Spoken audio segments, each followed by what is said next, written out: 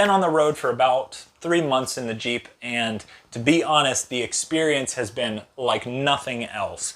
A video is going to be coming out in a couple of weeks about living with a Jeep FC and daily driving it, and you're really going to want to check that video out because it's going to have all of the experiences that I've been running into. There is some dramatization in it, so I'm testing out my theater skills from college, and there's also a lot of live video of people's reaction to the vehicle as I've been driving around, taking it to gas stations and driving on a daily.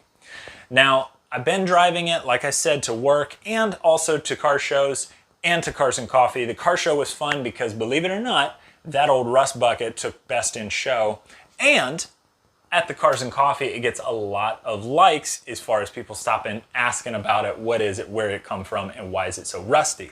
My favorite thing to talk about is the Jeep and its history, so it gives me an opportunity to do so. I wanted to give a special shout out to AMS Oil. Now, I'm not sponsored by AMS Oil, but at our Cars and Coffee here in Greenville, South Carolina, they are always there and always keen to give information. You can ask them questions about different lubricants and different oils and different products that they have, and they're always nice and willing to help, even if you're not buying their products, which personally I have never used AMS Oil. I have always been a Valvoline guy, but like I said, I wanted to give a shout out to them because they're awesome folks and they come out with their promotional vehicle every month and help out with Cars and Coffee. So thank you to y'all. Now, on to the project. The Jeep has been on the road for quite some time, but there's one big problem that I want to fix that we're going to fix today. Now that is the rake that the car has. Now rake, speaking of the tilt forward or backwards, now personally, I'm not a Dirty South driver, so I don't get the squat, that Dirty South squat that you see where apparently they could only afford half of a lift kit, so the front end's jacked way up, the butts of the car sitting way down, which, to be honest, is an interesting look, and for anybody out there who has that, kudos to you for driving around and being seen in something like that. But that's not what this video is about. This video is about lifting your vehicle. Now, I've already gone through and done the leveling kit to make sure that the car corner to corner is flat, but the problem now is those leaf springs and the way the shackles work. I don't want to do a lift shackle or a drop shackle, so what I'm going to do is what's called a helper leaf spring.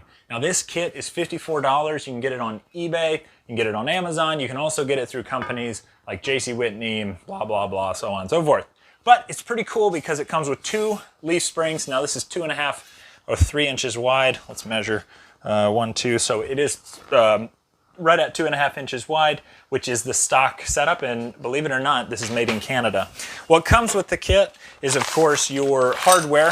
Now it's the clips to go around the leaf spring pack to hold it together. It also comes with shims to go between this leaf spring and the others. And then it comes with much longer leaf spring center bolts, because the way this works is you remove the center bolt of the leaf pack. Because the leaf springs are designed to go together, the pack won't pop apart, but this spring has a lot more arc in it than the others, so that bolt is to help you align it as you put pressure back on the suspension. We're going to do this corner by corner, so first the passenger side, then the driver's side, in an effort to not mess up any of the geometry. Now, once this is done, it's great news for me because it means I can take it off to the alignment shop and actually have it aligned. Let's get to putting this on and see if we can't make this Jeep sit a little bit flatter. Now, what you have to do is start by jacking up the car. In this case, we have about maybe 5-6 inches from the top of the tire to the base of the wheel well. That's not enough for suspension compression. This suspension can drop about 8 inches, which would stuff that tire right up into the base of the fender. And I've even had it scrub on the fiberglass fenders when I'm in a turn and it compresses. So if I'm going on a tight off-camber turn, the inner portion where the most of the pressure is, scrubs on that fender. Now luckily these are nice and tough, so they haven't broken, but I needed to get it lifted. So what we're going to do is we're going to go ahead and install that leaf spring in the pack. We've already done the passenger side, and you'll see a couple clips of that as well as clips of this one. Let's get to it.